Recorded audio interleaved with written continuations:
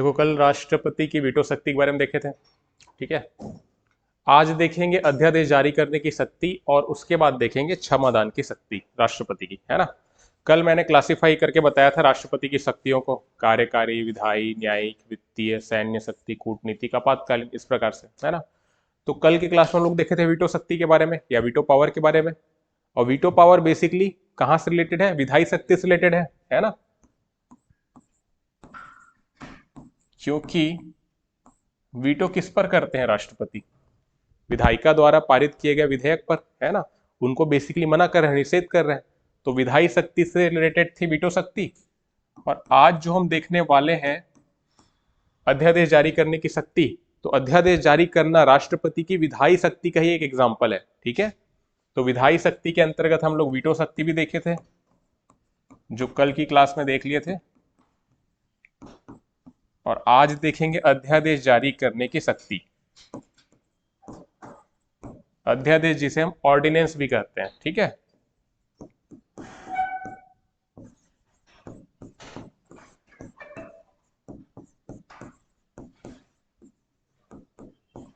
तो अध्यादेश क्या होता है ये सब पहले समझेंगे, बिल्कुल बेसिक से डायमेंशन को डिस्कस करते हुए, ठीक है। तो विधायी शक्ति के अंतर्गत आते हैं अध्यादेश जारी करने की शक्ति, जो वीटो पावर है। इसके बारे में कल की क्लास में देख लिए थे, है ना।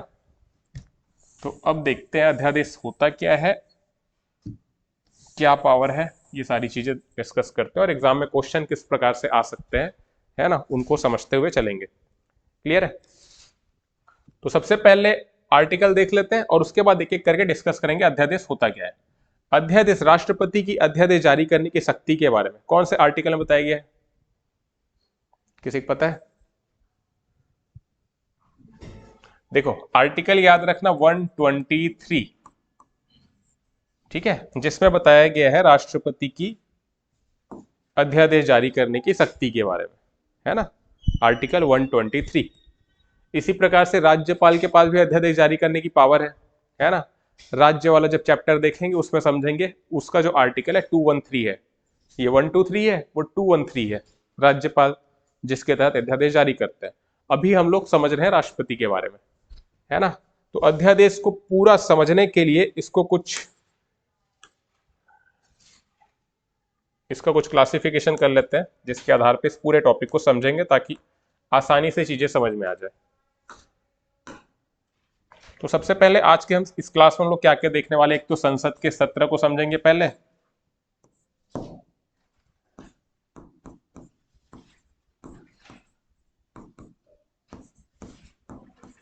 तो इसको समझेंगे, क्योंकि अध्यादेश होता क्या है वो सारी चीज तो हम समझेंगे ही, लेकिन डायमेंशन पहले डिस्कस कर लेते हैं। आज के इस क्लास का हमारा फॉर्मेट क्या होगा, संसद के सत्र के बारे में पहले देखेंगे, फिर देखेंगे अध्यादेश कब लागू किया जाता है या कब जारी किया जाता है अध्यादेश।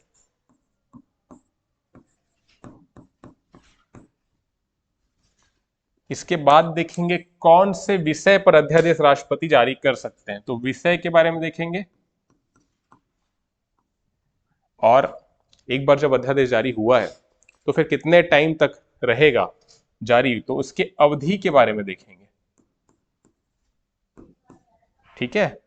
और फिर लास्ट में देखेंगे अध्यादेश जारी करने की जो शक्ति है, क्या राष्ट्रपति ने अध्यादेश जारी किया तो उस अध्यादेश की न्यायिक समीक्षा की जा सकती है या नहीं की जा सकती। स्टेटमेंट वाले क्वेश्चन यहीं से बनेंगे ना। तो न्यायिक समीक्षा की जा सकती है, नहीं की जा सकती, ये सारे डायमेंशन देखेंगे आज के इस क्लास में। क्लियर है? और इससे पहले समझेंगे अध्यादेश होता क्या है। अब वो तो यहीं से समझ आ जाएगा, संसद के सत्र से।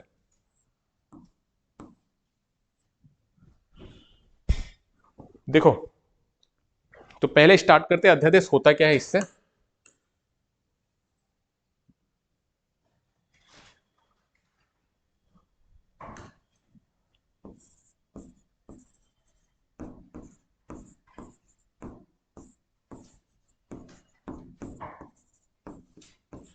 अध्यादेश होता क्या है सबसे पहले तो ये जान लेते हैं।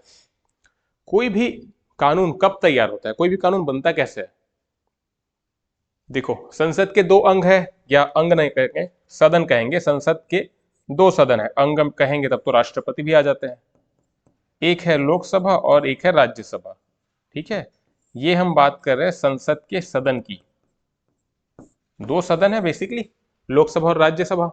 ठीक है, कानून तैयार करने के लिए क्या किया जाता है? सबसे पहले विधेयक प्रस्तुत किया जाता है, चाहे आप लोकसभा में भी कर सकते हो, राज्यसभा में भी कर सकते हो। ठीक है, यहाँ पे विधेयक एक बार प्रस्तुत हुआ और उसके बाद कहाँ जाएगा? राष्ट्रपति के पास जाएगा सहमति के लिए, है ना। तो विधेयक संसद से पास होने के बाद जाता है राष्ट्रपति के पास। ठीक है, और राष्ट्रपति जब साइन करेंगे तब कानून बन रहा है। क्लियर है इतना? तो ये तो प्रक्रिया है, नॉर्मल प्रक्रिया, सामान्य प्रक्रिया कानून का निर्माण करने की। लेकिन अगर कोई ऐसी स्थिति आ गई है, ऐसा समय आ गया है जब संसद के सत्र नहीं चल रहे हैं, ठीक है, और उस समय कानून बनाना अनिवार्य हो। समझ आ रहा है?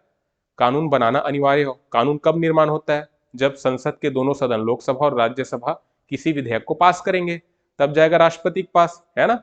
फिर राष्ट्रपति अपनी सहमति देंगे तो कानून बनेगा, है ना। नहीं देंगे, कैसा करेंगे? वो वीटो पावर में देखे थे क्या क्या होता था कल की क्लास में। अभी बेसिकली समझ रहे हैं कि राष्ट्रपति जब अपनी सहमति देंगे यानी कि साइन करेंगे तब जाके कानून का निर्माण होगा, है ना। लेकिन सपोज करते हैं ऐसी स्थिति आ गई है जब संसद का सत्र नहीं चल रहा है ना, तब के केस में कानून बनाना जरूरी हो, तब फिर क्या कर सकते हैं? तो राष्ट्रपति उस समय पे अध्यादेश जारी कर सकते हैं। ठीक है, इतना समझ आ रहा है बेसिकली। अब इसको थोड़ा और समझते हैं। जैसे कि संसद के सत्र क्या होते हैं ये देख लेते हैं। देखो, सामान्यतः एक वर्ष में संसद के 3 सत्र होते हैं। क्लियर है? एक वर्ष में सामान्यतः संसद के होते हैं 3 सत्र।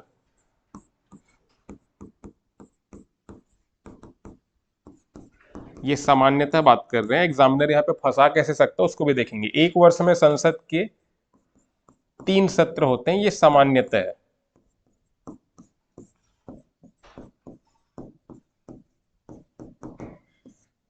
तीन सत्र कहें या 3 अधिवेशन आप कहें। जैसे कि कौन कौन से होते हैं? एक होता है बजट सत्र, ठीक है। दूसरा होता है मानसून सत्र, और तीसरा होता है शीतकालीन सत्र।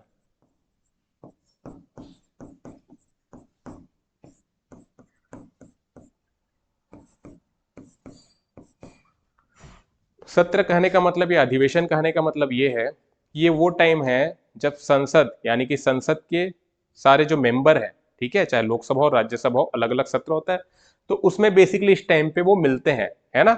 बजट सत्र हो गया, मानसून सत्र हो गया, शीतकालीन सत्र हो गया, 3 बेसिकली सत्र होते हैं संसद के एक वर्ष में, है ना। बजट सत्र के जैसे अवधि की बात करें तो फरवरी से लेकर के, सबसे लंबा सत्र होता है ये बजट सत्र, फरवरी से लेकर फरवरी, मार्च, अप्रैल और मई। ठीक है, 4 महीने तक का इसका ड्यूरेशन होता है। आगे समझेंगे, 4 महीने पूरे नहीं बैठ रहे इन लोग, मुश्किल से 1 महीना बैठेंगे हो जाएगा। ठीक है, ये बेसिकली टाइम फ्रेम है फरवरी से मई के बीच, है ना। सबसे लंबा टाइम पीरियड है। इस सत्र के दौरान सबसे ज्यादा मीटिंग होती है, समझ रहे हो। फरवरी से लेकर मई के बीच जो सत्र आयोजित किया जाता है संसद को, उसको कहते हैं बजट सत्र, क्योंकि इसी समय बजट पेश किया जाता है ना। जैसे अभी पेश किया गया, आप लोग को पता होगा न्यूज में, है ना, 1 फरवरी को बजट पेश किया गया केंद्र सरकार के द्वारा, तो बजट सत्र। ठीक है, इसके बाद मई हो गया, 1 महीना गैप कर देना, जून छोड़ देना, फिर जुलाई, अगस्त, सितंबर, 3 महीने, ये होता है मानसून सत्र। ठीक है, फिर 1 महीना छोड़ देना, अक्टूबर छोड़ देना, और बचेगा नवंबर और दिसंबर। इस टाइम पे आयोजित किया जाता है संसद के शीतकालीन सत्र का। ठीक है, तो ये बेसिकली है संसद के 3 सत्र। टाइम फ्रेम हमने समझ लिए, फरवरी से लेकर मई तक बजट सत्र। सबसे लंबा सत्र कौन सा है? बजट सत्र है। फिर उसके बाद मानसून सत्र है, और फिर उसके बाद है शीतकालीन सत्र, नवंबर दिसंबर। इतना क्लियर है? तो ये संसद के 3 सत्र है, और इन सत्र के दौरान सारे जो सांसद है उनकी बैठकें होती है। ठीक है, सत्र का है या संसद के 3 अधिवेशन का है, ठीक है, ये सामान्य तौर पर होता है। ठीक है, अब अगर आपसे क्वेश्चन आ जाए संविधान में संसद के 3 सत्रों के बारे में बताया गया, या संसद के 3 सत्र, एक वर्ष में संसद के 3 सत्र होते हैं, इस प्रकार की व्याख्या हमारे संविधान में की गई है, तो वो हो जाएगा गलत। ठीक है, क्योंकि संविधान में 3 सत्र के बारे में नहीं बताया गया है। संविधान में केवल इतना कहा गया है, ये सारी जो बात कर रहे हैं हम आर्टिकल 85 के तहत। ठीक है, तो संविधान में क्या बताया गया है कि 2 सत्र के बीच मैक्सिमम जो गैप है वो 6 महीने का हो सकता है। ठीक है, मैक्सिमम गैप हो सकता है 6 महीने का 2 सत्र के बीच में। जैसे कि बजट सत्र और मानसून सत्र, दो ही सत्र आयोजित हो रहे साल में, तो दोनों के बीच मैक्सिमम 6 महीने का ही गैप हो सकता है, उससे ज्यादा का नहीं। ठीक है, इसका मतलब यह है कि साल में मिनिमम 2 सत्र आयोजित होंगे, मिनिमम 2 सत्र, क्योंकि 6 महीने का गैप है तो मिनिमम 2 सत्र तो आयोजित होंगे, मिनिमम की बात कर रहे हैं। तो एक साल में संसद के कम से कम 2 बार मिलना होता है ना, ये बात की गई संविधान में। लेकिन सामान्यतः 3 सत्र होते हैं। ठीक है, अब ये जैसे टाइम पीरियड बताया फरवरी से मई, इसका मतलब ये नहीं फरवरी से स्टार्ट होगा और मई तक बैठे रहेंगे, 4 महीना बैठक चलेगी, ऐसा नहीं होता। आप देखेंगे बजट बजट का काम 1 महीना चलेगा, मुश्किल से 1.5 महीना चलेगा, फिर सत्र अवसान हो जाएगा, है ना। संसद का सत्र बुलाना, सत्र अवसान विघटन, वो अलग चैप्टर है पार्लियामेंट वाला, उसमें डिटेल से समझेंगे। अभी के लिए बेसिकली सत्र समझ गए, 3 सत्र होते हैं। फरवरी से मई सबसे लंबा होता है बजट सत्र, फिर होता है मानसून सत्र, जुलाई अगस्त सितंबर, 1 महीना फिर गैप करेंगे, शीतकालीन सत्र होता है नवंबर दिसंबर। ठीक है, सबसे छोटा सत्र है। तो ये सामान्य तौर पे होते हैं संसद के 3 सत्र। संविधान में 3 सत्र के बारे में नहीं बताया गया है, ध्यान देना, स्टेटमेंट में ऐसे ही फंसाएगा। संविधान में ये बोला गया है कि 2 सत्र के बीच अधिकतम 6 महीने का गैप हो सकता है, उससे ज्यादा का नहीं। तो इससे हमको ये पता चलता है कि एक साल में कम से कम 2 सत्र होने चाहिए, है ना। लेकिन सामान्य तौर पे 3 सत्र होते हैं। कभी कभी सत्र आयोजित किया जाएगा, 4-5 दिन में खत्म भी हो जाता है, सत्र आसान कर देते हैं। ठीक है, तो ये 3 सत्र हुए।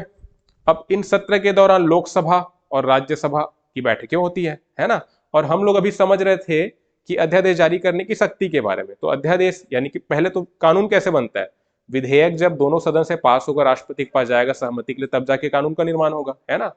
अब हम देख रहे थे अध्यादेश राष्ट्रपति कब जारी करते हैं, अब संसद के मान लो सत्र नहीं चल रहे हैं, है ना, तब की केस में तत्काल कार्रवाई करना आवश्यक है, कोई कानून का निर्माण करना जरूरी है राष्ट्रपति के लिए। अब सत्र तो नहीं चल रहे हैं, तब की केस में राष्ट्रपति जारी कर सकते हैं अध्यादेश, है ना। तो संसद के सत्र ये समझ गए, 3 सत्र होते हैं बेसिकली, जब लोकसभा और राज्यसभा की बैठकें होती है ना। अब देखते हैं अध्यादेश कब जारी किया जाता है। तो कानून का निर्माण कैसे होता है इसको मैंने समझा दिया आपको। जब लोकसभा और राज्यसभा से कोई विधेयक पास होगा, राष्ट्रपति के पास सिग्नेचर के लिए जाएगा, वो साइन करेंगे, तब जाके कानून बनेगा, है ना। लेकिन जब संसद के सत्र चल ही नहीं रहे हैं, तब अध्यादेश जारी किया जाता है। तो पहले बात तो इसमें जो ध्यान देना है, पहली बात वो ये है कि अध्यादेश कब जारी किया जाता है। तो इसमें ध्यान देना कि संसद के या तो दोनों सदन, दोनों सदन मतलब कि लोकसभा और राज्यसभा, ठीक है, संसद के दोनों सदनों या फिर किसी भी एक सदन, चाहे वो लोकसभा हो या राज्यसभा हो,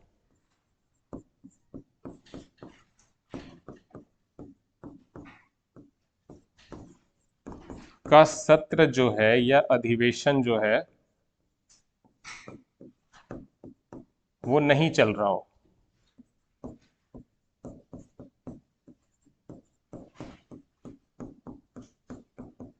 क्लियर है। अध्यादेश कब जारी किया जाता है, कानून कैसे बनता है पता है, ठीक। अब अध्यादेश कब जारी किया जाता है, संसद के दोनों सदनों यानी कि लोकसभा और राज्यसभा, या फिर किसी भी एक सदन, चाहे वो लोकसभा हो या राज्यसभा हो, का सत्र या अधिवेशन हम कहें नहीं चल रहा हो। कहने का मतलब ये है कि कानून कैसे बनता है, जब दोनों सदन पास करे, है ना। तो दोनों सदनों का सत्र नहीं चल रहा है और उस समय काल में राष्ट्रपति को कानून का निर्माण करना है, ठीक है, तब कैसे करेंगे, तो अध्यादेश जारी करेंगे, ठीक है। ऑर्डिनेंस कहते हैं अध्यादेश को। इसकी जो भूमिका है वो ठीक वैसी ही होती है, इसका प्रभाव वैसा ही होता है जैसा कि संसद द्वारा बनाए गए कानून का होता है ना। उसको थोड़ी देर में आगे समझेंगे। तो अभी के लिए इतना समझ लो, दोनों सदन, क्योंकि लोकसभा और राज्यसभा से कोई विधेयक पास होगा तभी कानून बनेगा, मतलब राष्ट्रपति साइन करेंगे। तो दोनों सदन तो ठीक है, या फिर किसी एक सदन, ये भी इसलिए याद रखना है कि मान लो लोकसभा का सत्र चल रहा है और राज्यसभा का नहीं चल रहा है, और कोई विधेयक आया कानून बनाने के लिए, अब लोकसभा का सत्र चल रहा है तो लोकसभा ने तो पास कर दिया, लेकिन जब तक राज्यसभा पास नहीं करेगी तो राष्ट्रपति के पास तो भेज नहीं सकते, ठीक है। तो दोनों सदन तो समझ आई गया है, लेकिन कोई एक सदन का सत्र भी अगर नहीं चल रहा है, एक सदन का चल रहा है और एक का नहीं चल रहा है, तब भी कानून नहीं बन पाएगा, क्योंकि विधेयक तो एक ही सदन में पास हो पाएगा, है ना। अगले सदन का तो सत्र ही नहीं चल रहा है, फिर कैसे करेंगे। तो तब की केस में भी राष्ट्रपति अध्यादेश जारी कर सकते हैं। तो एग्जामिनर अगर स्टेटमेंट में फंसाए कि केवल दोनों सदनों का सत्र नहीं चलने की स्थिति में ही अध्यादेश जारी किया जा सकता है, तो वो गलत होगा, क्योंकि अगर एक सदन का सत्र भी नहीं चल रहा है, चाहे लोकसभा हो राज्यसभा, तब भी राष्ट्रपति अध्यादेश जारी कर सकते हैं। क्लियर है। तो ये एक सदन को ध्यान देना, यहां से स्टेटमेंट में फंसाया जा सकता है। तो अध्यादेश कब जारी किया जा सकता है ये समझ आ गया। इससे पहले देखे थे संसद के सत्र। ठीक है, तो अध्यादेश कब जारी किया जाता है ये भी क्लियर हो गया। अब देखते हैं विषय, कौन से विषयों पर राष्ट्रपति अध्यादेश जारी कर सकते हैं। ठीक है, इसको मिटा दूं ना मैं, नोट कर रहे हो क्या? हो गया।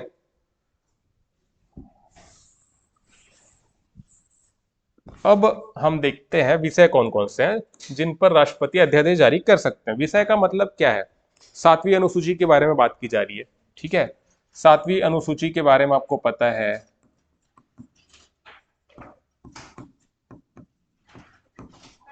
बेसिकली क्या है, सूची विभाजन किया गया है। ठीक है, कौन कौन से है? संघ सरकार के विषय है जिन पर संघ सरकार या केंद्र सरकार कानून बना सकती है। ठीक है, फिर राज्य सरकार के विषय है, और फिर समवर्ती सूची है एक, जिसमें संघ और राज्य दोनों ही कानून बना सकती है।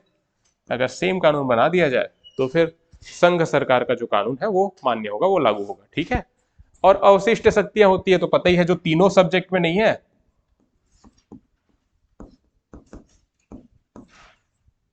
जो तीनों लिस्ट में नहीं है बेसिकली, है ना, ऐसा कोई विषय है, उस पे कानून बनाने का अधिकार किसको है? संघ सरकार को, है ना।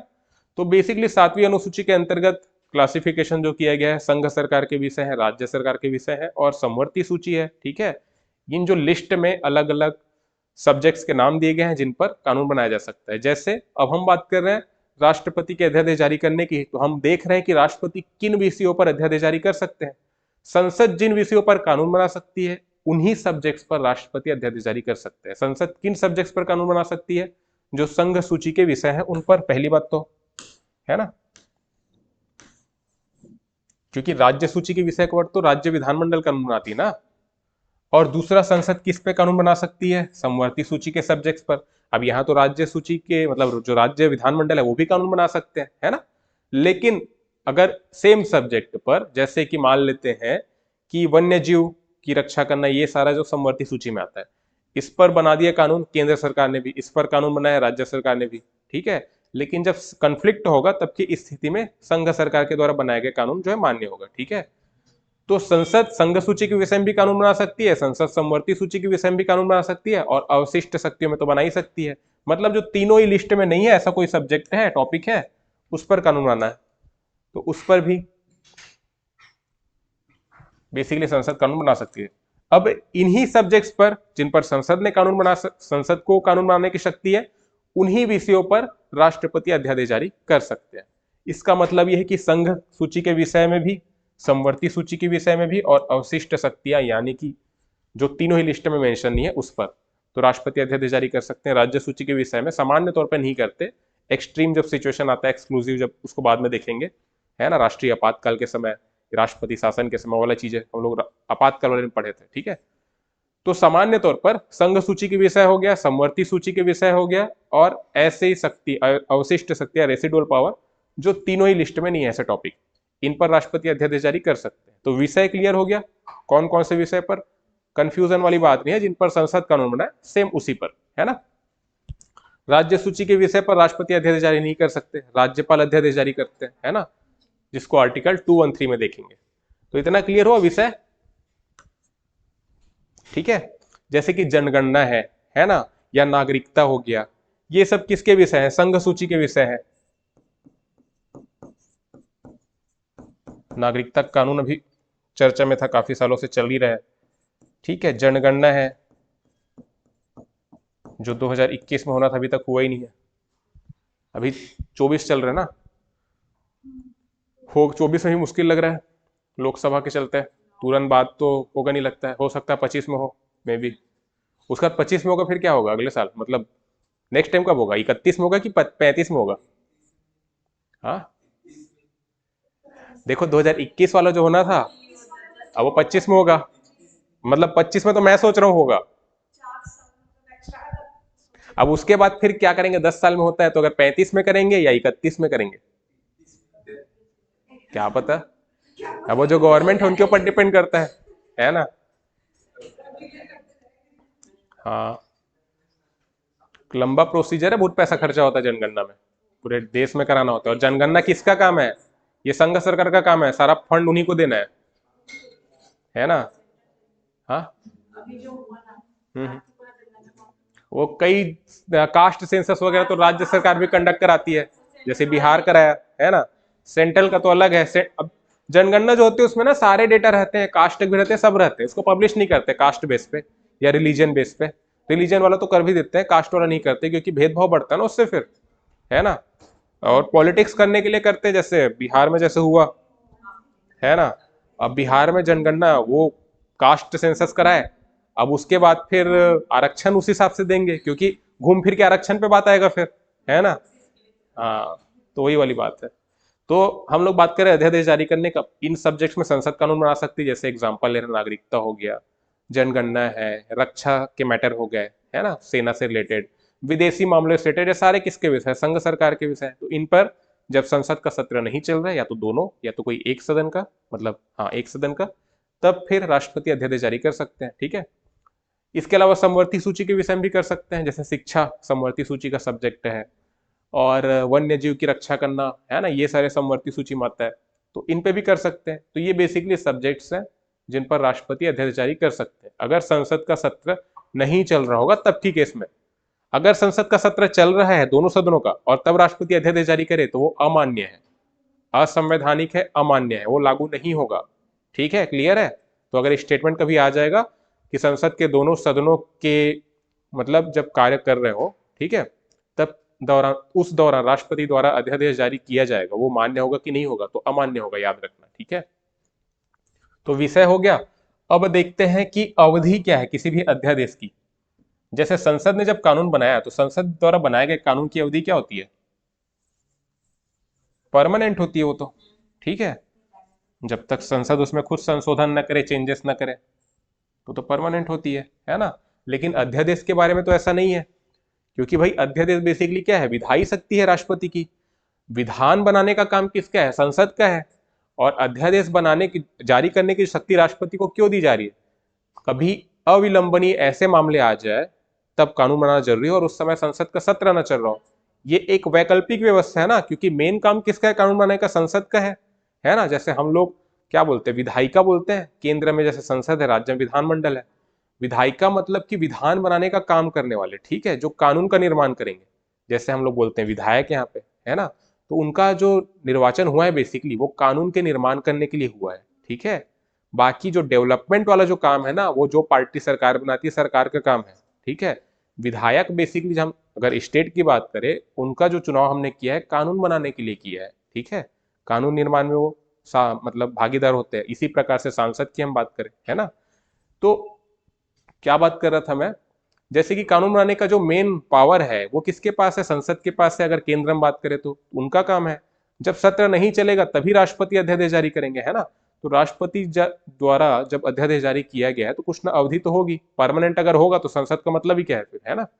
तो अवधि क्या है इसको समझते हैं। जब राष्ट्रपति ने अध्यादेश जारी कर दिया एक बार,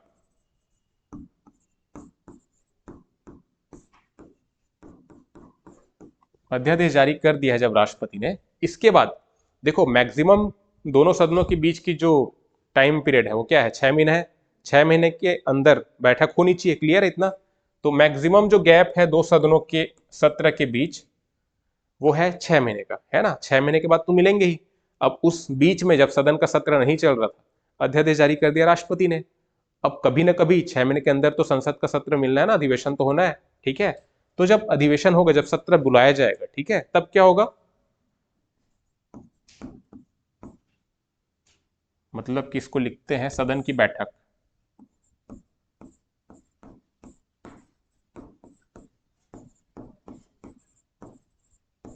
सदन की बैठक जब आयोजित की जाएगी, दोनों सदनों की बात कर रहे हैं, ठीक है, लोकसभा की भी, राज्यसभा की भी।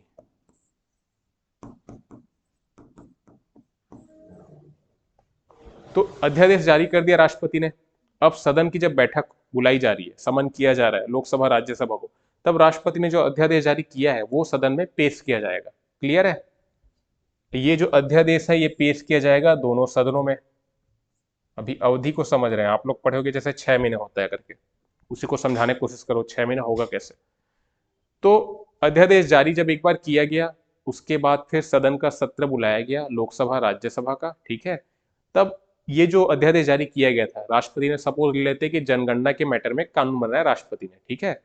अब या नागरिकता का एग्जाम्पल ले लेते हैं क्योंकि वो ज्यादा चल रहा था, ठीक है, नागरिकता वाला। तो नागरिकता के मैटर में राष्ट्रपति ने बनाया है एक अध्यादेश, है ना। अब वो तब बनाया था जब सदन के सत्र नहीं चल रहे थे। अब सदन के सत्र का आयोजन बुलाया गया है, समन किया गया है लोकसभा राज्यसभा का, तब राष्ट्रपति ने जो नागरिकता वाला अध्यादेश बनाया था उसको अब पेश किया जाएगा, ठीक है। अब यहाँ पे क्या होता है, अगर इन दोनों सदनों ने उसे पास कर दिया तब तो कानून बन जाएगा। अब जब कानून बन जाएगा तब परमानेंट है, ठीक है, कोई टाइम लिमिट नहीं फिर। लेकिन अगर मान लेते हैं कि कोई विचार नहीं किया गया, पहला बैठक हुआ, ठीक है, एक सत्र में कई बैठकें होती है, जैसे मान लेते हैं शीतकालीन सत्र है, ठीक है।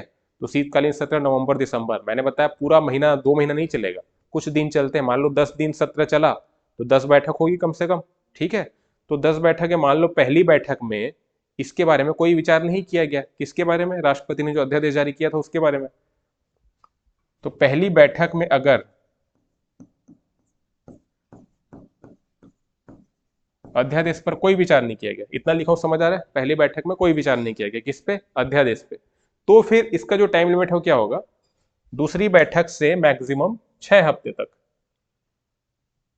मतलब पहले बैठक तो हो गया, अब जो दूसरी बैठक अगले दिन या जब भी हो, जब अध्यक्ष या सभापति डिसाइड करे, तो दूसरी बैठक से 6 हफ्ते तक ये अध्यादेश जो है वो लागू रहेगा।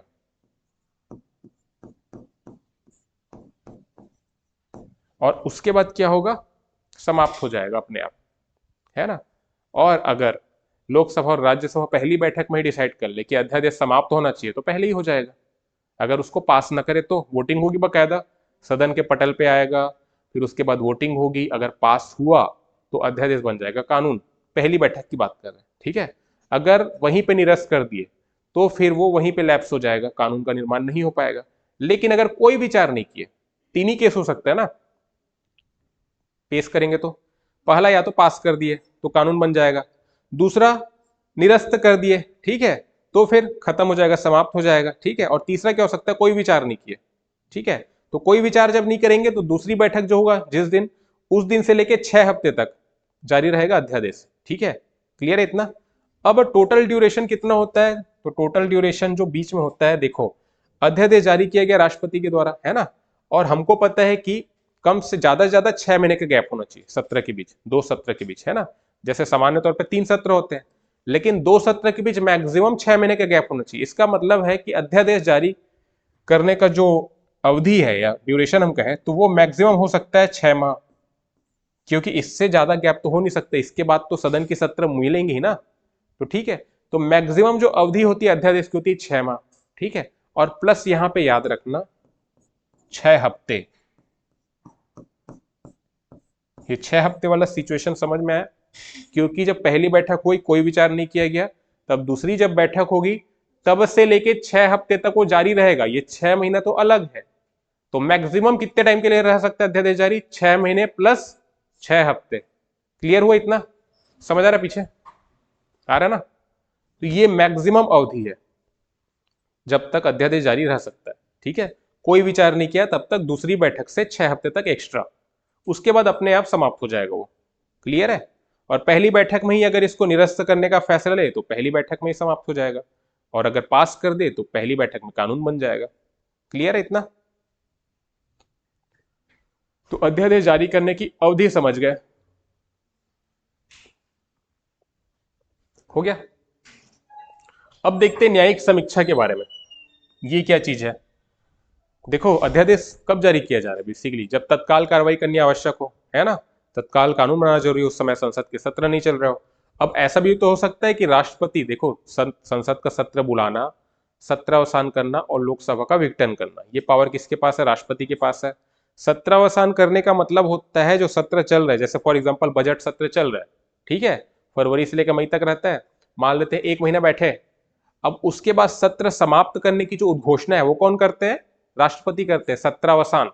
तो एक बार जब सत्रावसान किया राष्ट्रपति ने, यानी सत्र के समापन की घोषणा की, ठीक है, उसके बाद अगली जो बैठक है वो फिर जब राष्ट्रपति समन करेंगे, सत्र बुलाएंगे, तभी होगी। समझ रहे हो? जब पार्लियामेंट पढ़ेंगे ना तो उसमें डिटेल से समझाऊंगा। तो अभी के लिए इतना समझ लो, सत्रावसान जब राष्ट्रपति ने कर दिया, उसके बाद अगली बैठक तभी हो सकेगी जब राष्ट्रपति स्वयं बुलाए सत्र।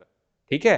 तो ऐसा भी तो हो सकता है कि राष्ट्रपति जो है वो, अब देखो जनरली क्या होता है, जैसे लोकसभा में सरकार है, राष्ट्रपति सारी जो काम है वो मंत्रिपरिषद की सलाह पे कर रहे हैं। ठीक है? अपने स्वयं से तो नहीं करेंगे। तो लोकसभा में तो बहुमत प्राप्त है सरकार को, है ना? लेकिन राज्यसभा में जरूरी नहीं है बहुमत प्राप्त हो, क्योंकि राज्य विधान मतलब राज्यसभा के जो मेंबर हैं वो कहाँ से आते हैं? राज्यसभा से, सॉरी विधानसभा से आते हैं। विधानसभा, हर राज्य की जो विधानसभा है उसके जो मेंबर है वोट करते हैं राज्यसभा के सदस्यों के लिए। अब हर राज्य में तो अलग अलग पार्टी की सरकार हो सकती है ना, जरूरी थोड़ी जैसे केंद्र में बीजेपी है। तो अभी तो अधिकांश राज्यों में बीजेपी की सरकार है, ठीक है, करंट में, लेकिन सभी राज्यों में तो नहीं है ना? क्षेत्रीय पार्टी भी है, अदर पार्टी भी है, कांग्रेस की हो चाहे समाजवादी बोले, जो भी अलग अलग पार्टी की सरकार है। ठीक है? तो जरूरी नहीं कि राज्यसभा में बहुमत हो। और कानून बनाने के लिए क्या चाहिए? लोकसभा से भी पास होना चाहिए, राज्यसभा से भी पास होना चाहिए। लोकसभा में तो चलो बहुमत है, पास कर दिए, राज्यसभा में नहीं कर पा रहे तो क्या करें? तो एक ऑप्शन ये भी, पहले एक एग्जाम्पल देखेंगे बिहार वाला, है ना? तो एक सीन ये हो सकता है कि राष्ट्रपति जो है राज्यसभा का सत्रावसान कर दे। अब एक सत्र तो नहीं चल रहा है, लोकसभा का भी कर सकते हैं, नहीं करे तो भी कोई दिक्कत नहीं है। एक सत्र तो, एक सदन तो वैसे भी काम नहीं कर रहा है। अब फिर क्या करेंगे? राष्ट्रपति जारी कर देंगे अध्यादेश। ठीक है? क्योंकि एक बार अध्यादेश जारी कर दिए तो उसके बाद 6 महीने तक तो कम से कम, है ना, मतलब कम से कम नहीं, मैक्सिमम मैक्सिमम 6 महीने तक वो एक्टिव रहेगा। और उसके बाद जब सत्र बुलाया जाएगा तब फिर पास कराने की कोशिश करेंगे। लोकसभा में तो ऐसे ही बहुमत है, राज्यसभा में तब तक क्या पता किसी को अपने पक्ष में लेने का काम करे, है ना?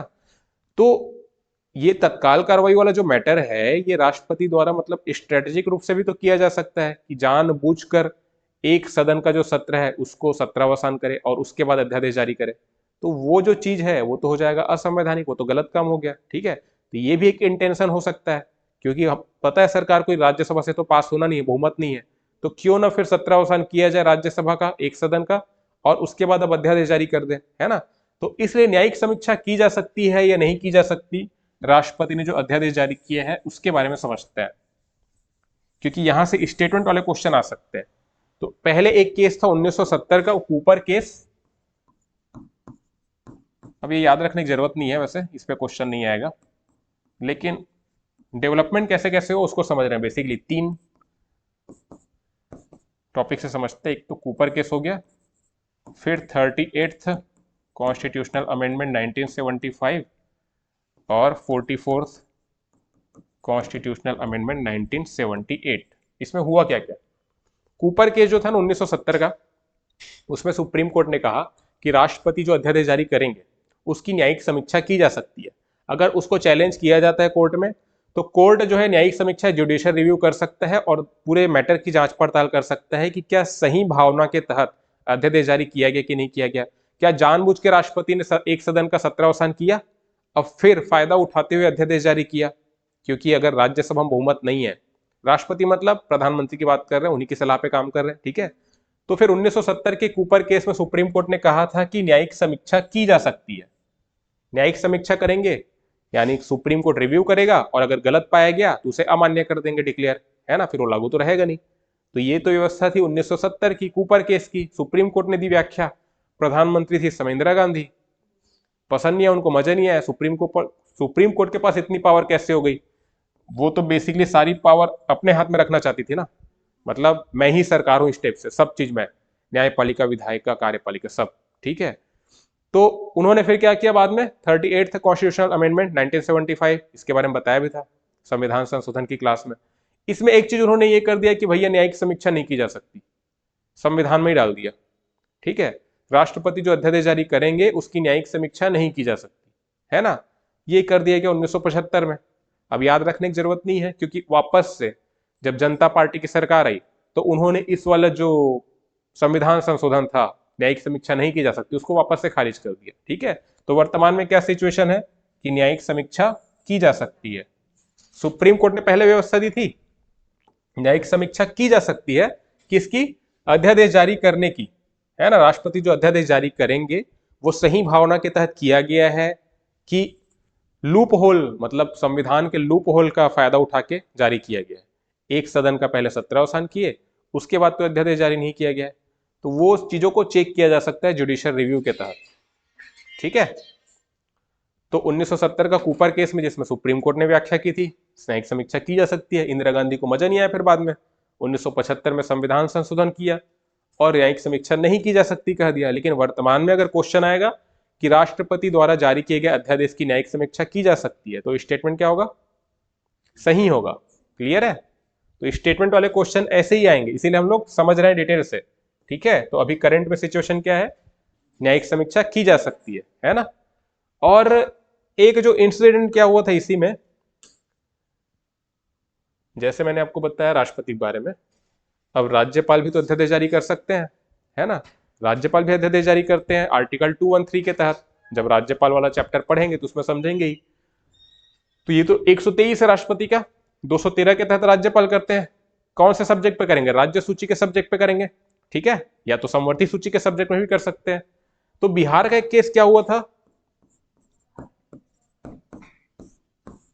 बिहार में थे राज्यपाल और 1967 से 1981 14 सालों के बीच, ये टोटल 14 वर्षों में एक ही अध्यादेश को बार बार रिपीट किया, 256 बार, 256 बार। ये 14 साल में एक ही अध्यादेश को बार बार रिपीट क्यों किया होगा? सोचो।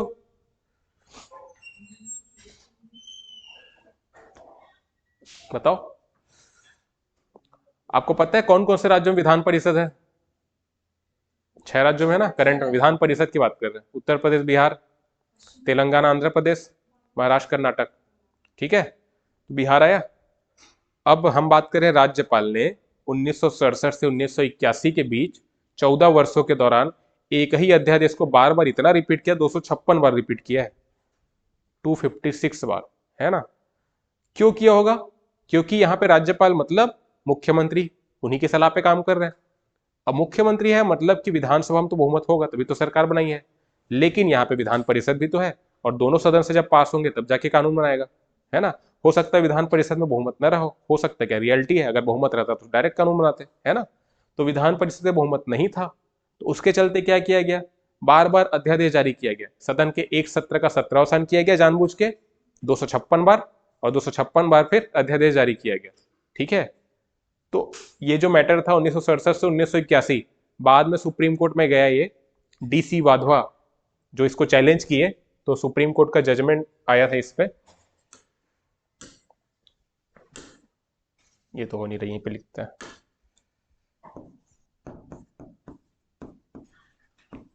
DC Wadhwa versus state of Bihar. ये मैटर था 1986 का, ये जो केस था वो। इसमें सुप्रीम कोर्ट ने कहा कि भैया इस टाइप से तुम बार बार करोगे ना, सत्रावसान कर रहे हो, ये असंवैधानिक करार दिया गया। किसके द्वारा? सुप्रीम कोर्ट के द्वारा। तो अगर राज्यपाल हो या राष्ट्रपति हो जानबूझ के सदन की किसी एक सत्र का सत्रावसान करते हैं और अध्यादेश जारी कर रहे हैं, ठीक है, तो वो असंवैधानिक करार किया जा सकता है। ठीक है, ये असंवैधानिक होगा, क्योंकि यहां पे देख लो 14 वर्षों तक 256 बार अध्यादेश जारी किया जा रहा है ना। क्योंकि अध्यादेश जारी करने की शक्ति जो है वो कब दी जा रही है? जब तत्काल कार्रवाई करना आवश्यक हो, है ना। वो एक बेसिकली अविलंबनीय जब टाइम आ जाए, ऐसा जब ज्यादा विलंब नहीं किया जा सकता, संसद का सत्र नहीं चल रहा है, संसद के सत्र का वेट नहीं किया जा सकता, उस टाइम पीरियड में ही जारी करना है, तो राष्ट्रपति के पास पावर दी गई है 123 के तहत, राज्यपाल के पास 213 के तहत अध्यादेश जारी करने की, है ना। अब जब सदन का सत्र बुलाया जाएगा तब फिर उसका रिव्यू किया जाएगा, मतलब पटल में रखा जाएगा, पास कर देंगे तो कानून बनेगा, नहीं करेंगे तो निरस्त हो जाएगा, कुछ नहीं करेंगे तो 6 हफ्ते के बाद अपने आप समाप्त हो जाएगा, है ना। लेकिन आप बार बार सदन के किसी एक सत्र का सत्रावसान कर रहे हैं और उसके बाद फिर अध्यादेश ला रहे हैं, तो ये काम जो है वो असंवैधानिक है। ये बताया किसने? DC Wadhwa versus state of Bihar के मैटर में सुप्रीम कोर्ट ने 1986 में। ठीक है, तो ये भी न्यायिक समीक्षा से रिलेटेड हो गया, न्यायिक समीक्षा की जा सकती है ना। तो ये तो एक एग्जांपल था, इस पे तो क्वेश्चन आएगा नहीं, लेकिन वो जानने के लिए है।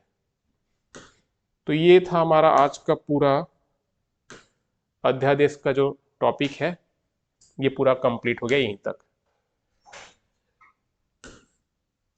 ठीक है, समझ आया? आर्टिकल 123 के तहत बात की गई है।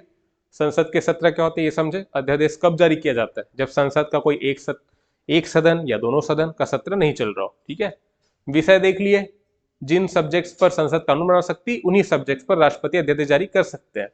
अवधि देखे, ठीक है, क्योंकि दो सदन मतलब सदन के सत्रों के बीच, दो सत्रों के बीच मैक्सिमम जो ड्यूरेशन है वो 6 महीने होता है, तो इसलिए अध्यादेश जारी एक बार जब किया जाता है तो मैक्सिमम 6 महीने तक के लिए एक्टिव रहता है। ठीक है, प्लस 6 हफ्ते का फॉर्मूला देखे, है ना, क्योंकि पहली बैठक में अगर कोई विचार नहीं किया गया तो दूसरी बैठक से लेके 6 हफ्ते तक वो जारी रहेगा। क्लियर है, उसके बाद अपने आप समाप्त हो जाएगा। तो मैक्सिमम टाइम क्या है, 6 महीने प्लस 6 हफ्ते, है ना।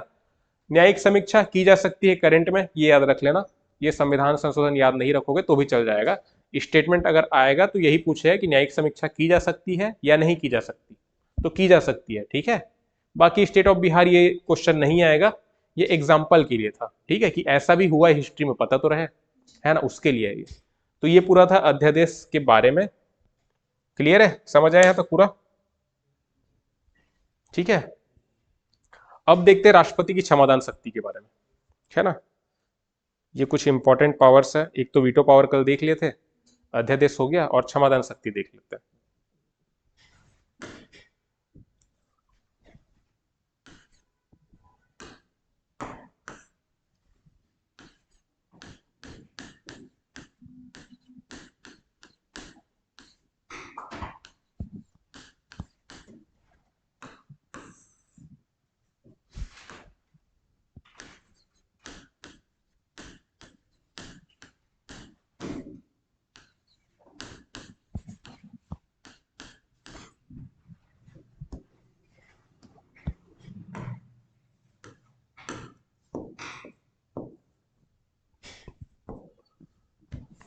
देखो, राष्ट्रपति की क्षमादान की शक्ति, है ना, तो ये पहले तो आर्टिकल देख लेते हैं। आर्टिकल है 72, इसमें बताया गया राष्ट्रपति की क्षमादान की शक्ति के बारे में।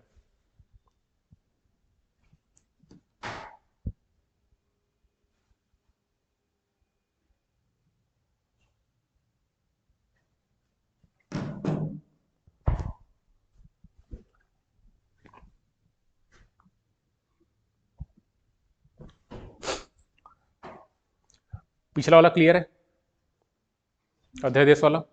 अब देखते हैं, इसको देखते हैं, फिर आज का टॉपिक समाप्त हो जाएगा यहीं पे। राष्ट्रपति की क्षमादान की शक्ति, है ना, क्षमादान की शक्ति के बारे में बताया गया है आर्टिकल 72 में। क्लियर है इतना। इसी प्रकार राज्यपाल की भी क्षमादान की शक्ति होती है, उसके बारे में बाद में देखेंगे जब राज्यपाल करेंगे, तो 161 के तहत। ये तो राज्यपाल का है। अभी हम देख रहे हैं राष्ट्रपति की क्षमादान की शक्ति, है ना। अब राष्ट्रपति की क्षमादान की जो शक्ति है वो किन कानून के विषय में है, किन कानून के बारे में। तो पहले तो ये है कि संघीय कानून, ठीक है, ऐसे कानून जिनका निर्माण संघ ने किया है, यानी कि केंद्र सरकार ने किया, यानी संसद ने किया है, अगर उस कानून का कोई वायोलेशन करे कोई व्यक्ति है, उसको सजा दी जाएगी न्यायालय के द्वारा। और वो जब राष्ट्रपति के पास पहुंचेगा तो संघीय कानून द्वारा मतलब घोषित किए गए, जारी किए गए किसी सजा में व्यक्ति को राष्ट्रपति क्षमादान कर सकते हैं। उसको आगे समझेंगे अभी। ठीक है, तो एक तो हो गया संघीय कानून, ठीक है।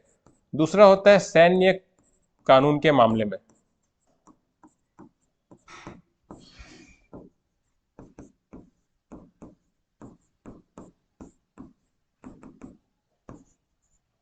संघीय कानून के मामले में। और तीसरा जो है वो है यदि दंड का जो स्वरूप है वो मृत्यु दंड हो।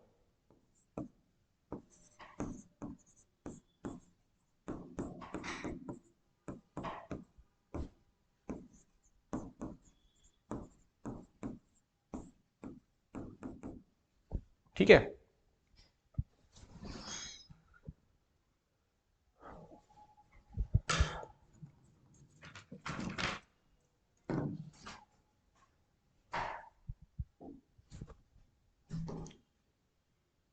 हो गया नोट।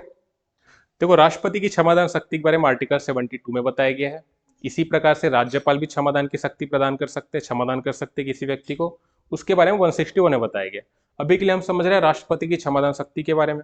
तो राष्ट्रपति किसी व्यक्ति को किस सब्जेक्ट के तहत अगर कौन से विषय या कौन से कानून का कोई व्यक्ति ने उल्लंघन किया है उसको क्षमादान कर सकते हैं। तो एक तो है अगर किसी व्यक्ति ने संघीय कानून का उल्लंघन किया है तो उसको जो दंड मिला दिया गया है न्यायालय के द्वारा तब वो क्षमादान कर सकते हैं उस व्यक्ति को, है ना, यानी संघीय कानून के विरुद्ध।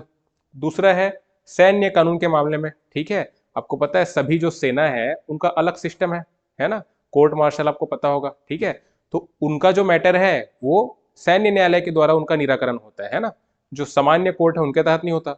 अगर उस सैन्य न्यायालय के मामले में अगर हम बात करें वहां पे अगर दंड कोई दिया गया है और वो व्यक्ति राष्ट्रपति के पास क्षमादान की अपील करता है तो भी राष्ट्रपति क्षमादान प्रोवाइड कर सकते हैं, प्रदान कर सकते हैं।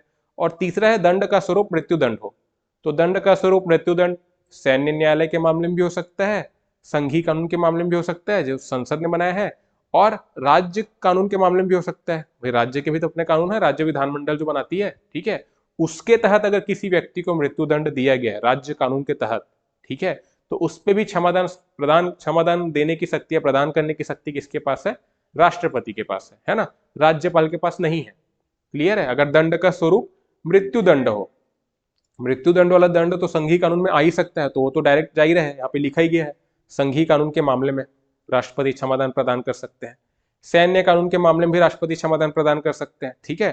तीसरा क्या बचा? राज्य कानून ही तो बचा, है ना, तो इसलिए यहाँ पे क्या लिखा गया? दंड का स्वरूप मृत्युदंड हो, तो मृत्युदंड अगर राज्य कानून के तहत दिया जा रहा है तो वो भी क्षमादान प्राप्त कर सकते हैं राष्ट्रपति से। तो इतना क्लियर है। अब देखते हैं राष्ट्रपति की क्षमादान शक्ति के अंतर्गत क्या क्या चीजें हैं, क्योंकि क्वेश्चन वहां से आते हैं। ये वाला समझ आया? अगर कोई व्यक्ति संघीय कानून का उल्लंघन किया हो तो फिर कोर्ट द्वारा जो उसे दंड दिया गया हो,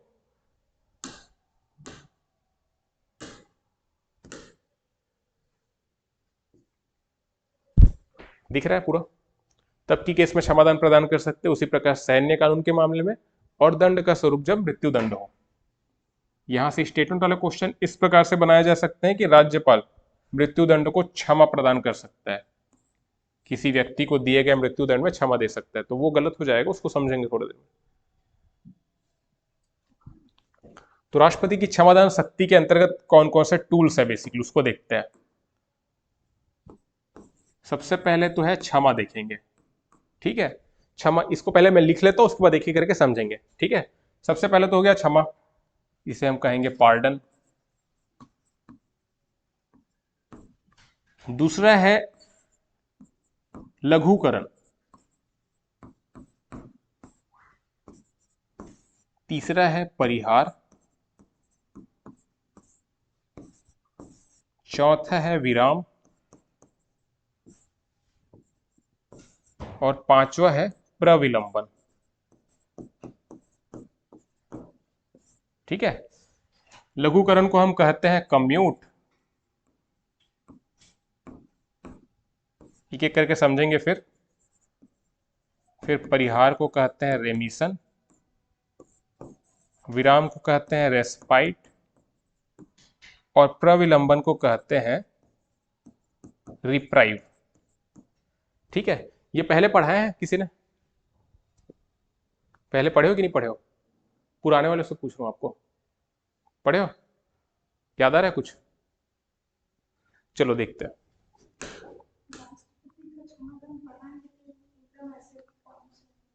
ठीक है, ठीक है। तो कौन से कानून में राष्ट्रपति क्षमादान प्रदान कर सकते हैं? पहले तो ये देखिए, संघीय कानून के मामले में हो गया, सैन्य कानून के मामले में हो गया, और दंड का स्वरूप मृत्युदंड हो, यानी कि अगर राज्य कानून भी है जिसमें मृत्युदंड मिला है किसी व्यक्ति को तो उसे भी राष्ट्रपति क्षमादान प्रदान कर सकते हैं, ठीक है। यहाँ पे मृत्युदंड दंड का स्वरूप इसे लिखा गया है क्योंकि राज्यपाल नहीं कर सकते, उसको बाद में समझेंगे, ठीक है। तो अब ये तो बात हो गई किस कानून के मामले में क्षमादान कर रहे हैं। अब क्षमादान करने के तरीकों को हम बेसिकली समझ रहे हैं। इसमें 5 बेसिकली टूल्स बोलो, इंस्ट्रूमेंट्स बोलो, प्रकार बोलो, ठीक है। क्षमा है, लघुकरण है, परिहार है, विराम है, प्रविलंबन। इंग्लिश में अगर देखेंगे तो पार्डन हो गया, कम्यूट हो गया, जब क्वेश्चन आएगा तो हिंदी इंग्लिश ट्रांसलेशन दोनों देखना, अगर डाउट होगा तो, ठीक है। कम्यूट हो गया, रेमिशन हो गया, रेस्पाइट, रिप्राइव, ठीक है। अभी है क्या सारी चीजें एक एक करके डिस्कस करते हैं, ठीक है। तो फॉर एग्जाम्पल, अगर किसी व्यक्ति को मृत्युदंड दिया गया है ना, होता क्या है, पहले डिस्ट्रिक्ट कोर्ट में मैटर गया, है ना, वहां से मृत्युदंड दिया गया, उसने अपील किया हाई कोर्ट में, हाई कोर्ट में फिर अगर बरकरार रखा गया, फिर अपील किया सुप्रीम कोर्ट ने, ठीक है। सुप्रीम कोर्ट में फिर अगर बरकरार रखा गया तो एक रिव्यू पिटिशन भी होता है, वापस से पुनर्विचार याचिका जिसको हम कहते हैं, है ना। रिव्यू किया गया, सुप्रीम कोर्ट तब भी नहीं माना, अब ऑप्शन क्या है, फिर राष्ट्रपति के पास जा सकते हैं। एक होता है क्यूरेटिव पिटिशन भी होता है, क्यूरेटिव पिटिशन रोग निवारक याचिका जिसे कहते हैं, उपचारात्मक कार्रवाई जिसे हम कहते हैं, ठीक है। उसके बारे में पढ़ाऊंगा सुप्रीम कोर्ट वाली क्लास में, है ना।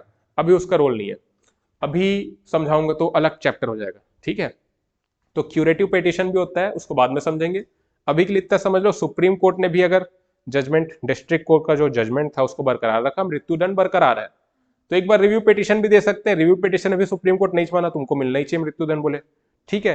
तो फिर अब अंतिम लेवल पे क्या करना है, फिर राष्ट्रपति के पास याचिका की है, दायर की है, ठीक है, क्षमादान के लिए। मृत्युदंड मिला तब की केस में, तो अगर पार्डन का मतलब क्या होता है, पार्डन में ये होता है कि जो भी दंड मिला, अगर मृत्युदंड मिला है किसी को, या किसी को 10 वर्ष के कारावास की सजा मिली है, कुछ भी सजा मिली है, ठीक है, और वो क्षमा याचिका के लिए गया है राष्ट्रपति के पास, और राष्ट्रपति क्षमा यानी कि पार्डन के थ्रू क्या करते हैं, जो उसकी जो पूरी सजा है वो हो जाएगी टोटल 0। हाँ, सजा हो जाएगी समाप्त सभी प्रकार से। ये बात कर रहे हैं हम पार्डन की, इधर नोट करते हैं।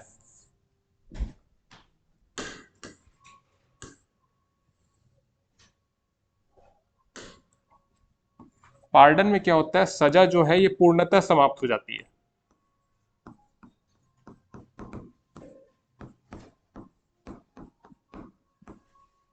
ठीक है, टोटल 0। ना तो मृत्युदंड अगर दिया है तो मृत्युदंड भी नहीं रहेगा, अगर एग्जाम्पल मृत्युदंड की बात करें तो, ना तो कारावास रहेगा, ना ही किसी प्रकार की निर्हरता रहेगी। निर्हरता कहने का मतलब समझ रहे हो, कोर्ट में केस चलता है तो फिर सरकारी जॉब के लिए अप्लाई नहीं कर पाते, तो एक प्रकार की निर्हरता हो जाती है ना, बहुत सारी चीजें हैं, ठीक है। तो कोई भी निर्हरता नहीं रहेगी, कोई सजा नहीं रहेगा, कोई कारावास, कुछ नहीं। क्षमा अगर प्रदान कर दिया मतलब टोटल 0, जो भी सजा मिली है, अगर मृत्युदंड के मामले में हो, या अगर किसी को कारावास की सजा मिली हो 10 साल 20 साल, वो क्षमा प्राप्त करे, पार्डन के बारे में हम बात कर रहे हैं बेसिकली, तो सजा जो है वो पूर्णतः समाप्त हो जाएगी, टोटल 0 हो जाएगी, क्लियर है। और लघुकरण में क्या होता है, सजा की प्रकृति में बदलाव होता है।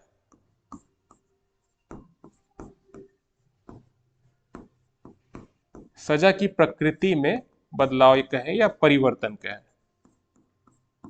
ये हम बात कर रहे हैं कम्यूट की।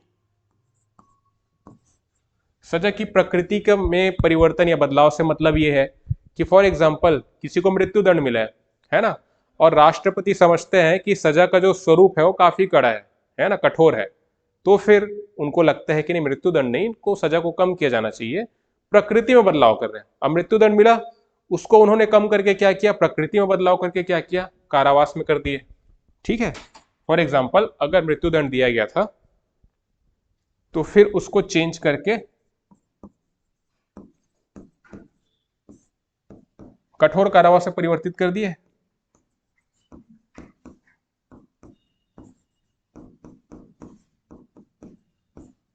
सपोज ले लेते हैं 20 साल, 20 साल के कठोर कारावास में, एग्जाम्पल, ठीक है। मृत्युदंड दिया गया था पहले, लेकिन अब प्रकृति में बदलाव किया गया, स्वरूप में, ठीक है, तो 20 साल के कठोर कारावास में चेंज कर दिए। तो ये हम देख रहे हैं लघुकरण यानी कम्यूट के तहत, क्लियर है इतना। ये सारे पार्डनिंग पावर है, क्षमादान की शक्ति। एक जो है बेसिकली क्षमा कर दिया, वो तो टोटल 0 कर दिया। लघुकरण मतलब सजा की प्रकृति में बदलाव किया है। तो आपसे क्वेश्चन इसी प्रकार से आ सकते कि परिहार के अंतर्गत राष्ट्रपति जो है सजा की प्रकृति में बदलाव करते हैं, तो वो गलत होगा, परिहार में नहीं करते हैं। समझ रहे हो क्वेश्चन कैसे आ सकता है, लघुकरण में होता है प्रकृति में बदलाव, परिहार में क्या होता है, सजा की अवधि में कमी होती है, ठीक है। अब मृत्युदंड इसको मैं मिटा रहा हूं। परिहार में क्या होता है, सजा की अवधि में कमी होती है,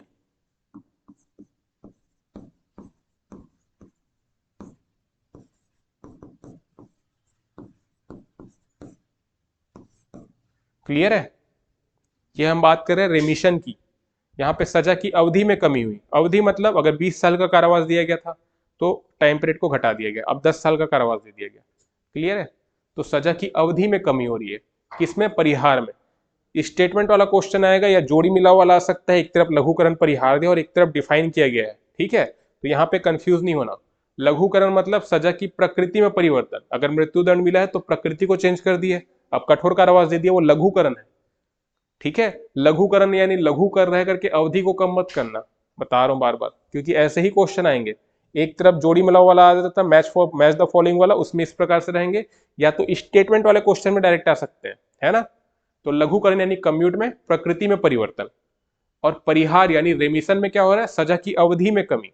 अगर 20 साल का कारावास दिया गया है तो अवधि को घटा के 10 साल, 15 साल, 5 साल, जो भी राष्ट्रपति करना चाहे, ठीक है।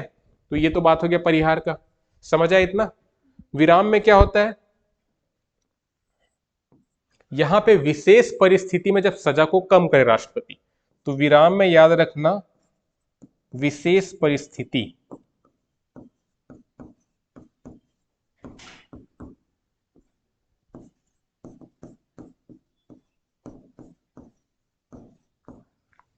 क्लियर है। विशेष परिस्थिति में जब सजा को कम करे, ठीक है।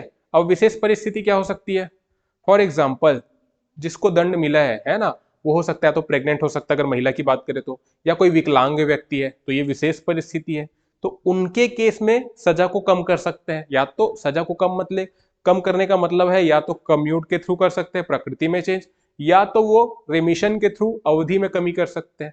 विशेष परिस्थिति मतलब विशेष व्यक्ति, या तो विकलांग हो सकता है या तो प्रेग्नेंट महिला हो सकती है, ठीक है। तब की केस में विराम का यूज राष्ट्रपति कर सकते हैं, रेस्पाइट का, ठीक है। इसमें क्या हो रहा है, विशेष परिस्थिति में सजा कम हो रही है। लघुकरण में क्या देखे थे, सजा की प्रकृति में परिवर्तन हो रहा है ना। और परिहार में देखे थे सजा की अवधि में कमी हो रही है। यहां पे भी कमी हो रही है सजा में, लेकिन विशेष परिस्थिति में हो रही है। तो क्लियर है, विशेष परिस्थिति विकलांग हो गया या प्रेग्नेंट वुमेन हो गई, इस प्रकार की कोई भी अन्य भी हो सकती है। अगर ऐसी कोई विशेष सिचुएशन है, परिस्थिति है, तब की केस में राष्ट्रपति विराम का यूज करते हैं, ठीक है। और लास्ट में है प्रविलंबन। अब ये कुछ नहीं है, ये बेसिकली अस्थायी रोक है। प्रविलंबन में क्या होता है, अस्थायी रोक है। फॉर एग्जाम्पल किसी व्यक्ति को फांसी की सजा दी गई, मृत्युदंड की, ठीक है। अब राष्ट्रपति को लगता है कि इन जो भी व्यक्ति है उनको दया याचिका दायर करने के लिए, अपील करने के लिए कुछ समय मिलना चाहिए, ठीक है। तो उस केस में फॉर एग्जांपल अगर डिसाइड हुआ है कि इस दिन फांसी पे लटकाना है उसको, एक साल में, मतलब सॉरी एक साल बोल दे, एक महीने अगले महीने, ठीक है। तो थोड़े टाइम के लिए होल्ड कर सकते हैं, अस्थायी रोक लगा सकते हैं, ताकि जिस व्यक्ति को मृत्युदंड दिया जाना है वो अपील कर सके। तो बेसिकली अपील करने के लिए समय देते हैं, है ना। इसी के लिए अस्थायी रोक है प्रविलंबन यानी रिप्राइव, ठीक है। तो ये अस्थायी रोक है सजा में, ताकि अपील करने का मौका मिल सके। मृत्युदंड की बात नहीं है, कारावास की बात है, किसी भी चीज में प्रविलंबन का यूज राष्ट्रपति कर सकते हैं, अस्थायी रोक लगा सकते हैं, क्लियर है। तो ये थी राष्ट्रपति की क्षमादान की शक्ति आर्टिकल 72 के तहत। और राज्यपाल जैसे मृत्युदंड में क्षमा प्रदान नहीं कर सकते। मृत्युदंड में क्षमा प्रदान करने का मतलब ये वाली बात कर रहा हूं, सजा को पूर्णतः समाप्त। कभी क्वेश्चन आ जाएगा, राज्यपाल आर्टिकल 161 के तहत उनके पास पावर है क्षमादान की, ये पांचों टूल है उनके पास भी, है ना। लेकिन मृत्युदंड का अगर केस है ना, राज्य कानून के अनुसार अगर किसी व्यक्ति को मृत्युदंड दिया गया है, ठीक है, तो राज्यपाल उनको क्षमा प्रदान नहीं कर सकते। वो मृत्युदंड वाला जो मामला है किसके पास जाएगा, राष्ट्रपति के पास जाएगा, ठीक है। राज्यपाल क्षमा प्रदान नहीं कर सकते, इसका मतलब यह है क्षमा में क्या हो रहा है, सजा पूर्णतः जीरो हो रही है, समाप्त हो रही है। लेकिन मृत्युदंड के मामले में राज्यपाल ये सारी चीजें यूज कर सकते हैं, स्वरूप को चेंज कर सकते हैं, सजा की प्रकृति में परिवर्तन, लघुकरण यानी मृत्युदंड मिला है उसको 20 साल के कारावास में परिवर्तन कर सकते हैं। टेक्निकल चीजें हैं, समझना, इतना डिटेल नहीं बताएंगे कोई, ठीक है। मैं बताना क्या चाह रहा हूं, मृत्युदंड में क्षमा प्रदान करना मतलब टोटल जीरो की बात कर रहे हैं, पार्डन की बात कर रहे हैं। टोटल जीरो सिर्फ राष्ट्रपति कर सकते हैं। हालांकि ये हाइपोथेटिकल बातें हैं, ऐसा कभी हुआ नहीं और आगे होना भी मुश्किल है, क्योंकि पूरा प्रोसीडिंग कोर्ट से होके हुआ है और राष्ट्रपति एक झटके में वहां पे डिसाइड करे नहीं टोटल जीरो। ये लघुकरण परिहार तो समझ भी आता है, टोटल जीरो कहां से होगा भाई, है ना। तो टोटल जीरो वाला पावर सिर्फ राष्ट्रपति के पास है। आज तक ना प्रयोग किए हैं ना आगे करेंगे, प्रैक्टिकल अगर देखेंगे तो, ठीक है। तो हम बात करें राज्यपाल की, राज्यपाल मृत्युदंड में क्षमा नहीं प्रदान कर सकते, है ना। लेकिन उनके पास ये सारे टूल है, क्षमा है, लघुकरण, क्षमा का मतलब क्या है, मृत्युदंड में हम बात करें मृत्युदंड के भी, तो क्षमा अगर करेंगे जीरो हो जाएगा, है ना, लेकिन बाकी किसी चीज में कर सकते हैं। मान लो किसी व्यक्ति को 20 साल का कारावास दिया गया, तो वहां पे राज्यपाल क्षमा प्रदान कर देंगे तो वो टोटल 0 हो जाएगा, ठीक है। लेकिन अगर मृत्युदंड दिया है किसी व्यक्ति को राज्य कानून के आधार पे, तो उसको क्षमा प्रदान नहीं करेंगे, क्षमा में टोटल 0 हो जाएगा। उसके लिए ये सारी चीजें अप्लाई कर सकते हैं। लघुकरण कर सकते हैं, मृत्युदंड को कारावास में चेंज कर दिए, ठीक है। या कोई व्यक्ति 20 साल का कारावास वाला है, उसको परिहार में चेंज करके 10 साल कर दिए, ये सारा कर सकते हैं, ठीक है। टोटल 0 नहीं कर सकते। टोटल 0 कौन कर सकते हैं? राष्ट्रपति, ठीक है। तो यहां से स्टेटमेंट वाला क्वेश्चन आएगा या मैच द फॉलोइंग आएगा, तो कंफ्यूज तो नहीं होगा ना आप, ये पूरा क्लियर है। और राष्ट्रपति को क्षमादान बेसिकली दिया क्यों गया है? ताकि किसी भी व्यक्ति की जो बेसिकली कहें कि न्याय जो है वो सुनिश्चित होना चाहिए।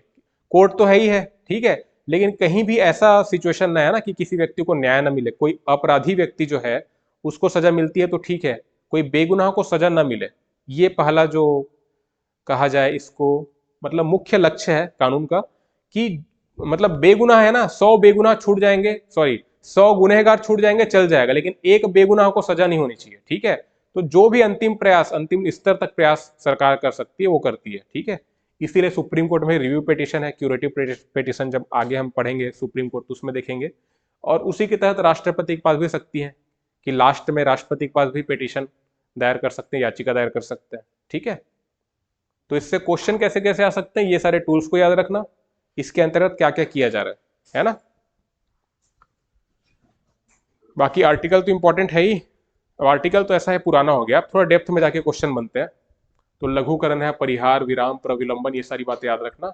और राज्यपाल क्षमा वाला जो चीज है उसमें एग्जामिनर फंसा सकता है। मृत्युदंड पे क्षमा प्रदान कर सकते हैं, क्षमा प्रदान मृत्युदंड पे नहीं कर सकते राज्यपाल, राष्ट्रपति की पावर है। हालांकि मृत्युदंड पे लघुकरण ये सब का यूज कर सकते हैं, कम कर सकते हैं, प्रकृति को मतलब चेंज कर सकते हैं, है ना। ठीक है, फिर आज हमारे दोनों टॉपिक कवर हो गया, फिर इससे बाहर नहीं आएगा, इसको रिवाइज कर लेना बस। क्वेश्चन दो ही टाइप से आ सकते हैं, स्टेटमेंट वाले आ सकते हैं, मैच द फॉलोइंग में आ सकते हैं, और एक सिंपल मतलब सिंपल बोला जाए एक फैक्चुअल क्वेश्चन बनाया जाए कि परिहार के अंतर्गत राष्ट्रपति क्या कर सकते हैं, तो 3-4 ऑप्शन दे दिया जाएगा। तो परिहार में क्या हो रहा है, सजा की अवधि में कमी हो रही है, ठीक है। तो इस प्रकार से फैक्चुअली बनाया जा सकता है। क्लियर है? ठीक है, फिर थैंक यू।